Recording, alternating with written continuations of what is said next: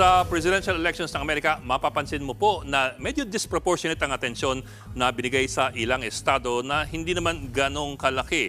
Halimbawa, yung mga estadong higante gaya po ng itong California at itong Texas, parang hindi ganong pinansin ng mga kandidato sa kanilang kampanya.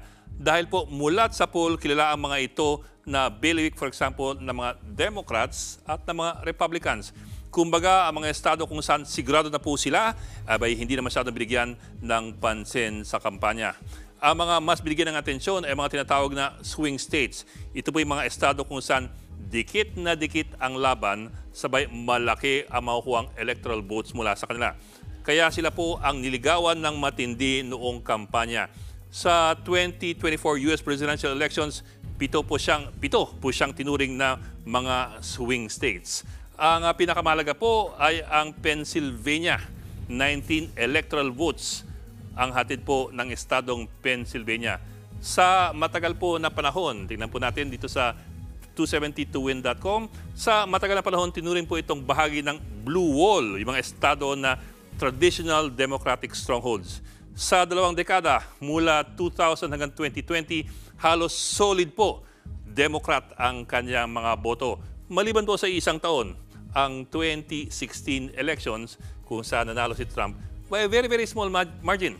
At ngayong 2024, nagiba na naman ang Blue Wall dahil ang boto po ng Pennsylvania abay napunta muli kay Donald Trump.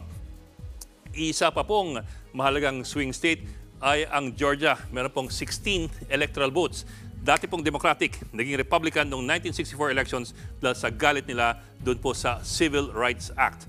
At mula po noon, Republican na ang boto, liban na lang noong 2020 nang manalo si Biden by 0.2%.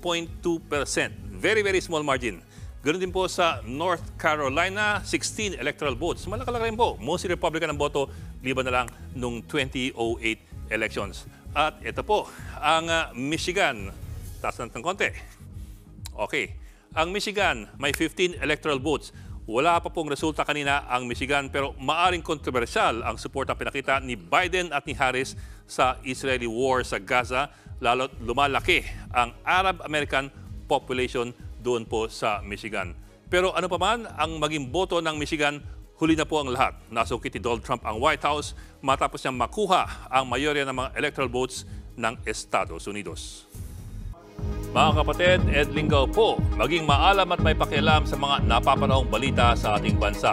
Para sa mas malalimang pagtalakay at paghimay sa mga issue at headlines, tumutok lamang at pag-subscribe sa social media pages ng News 5.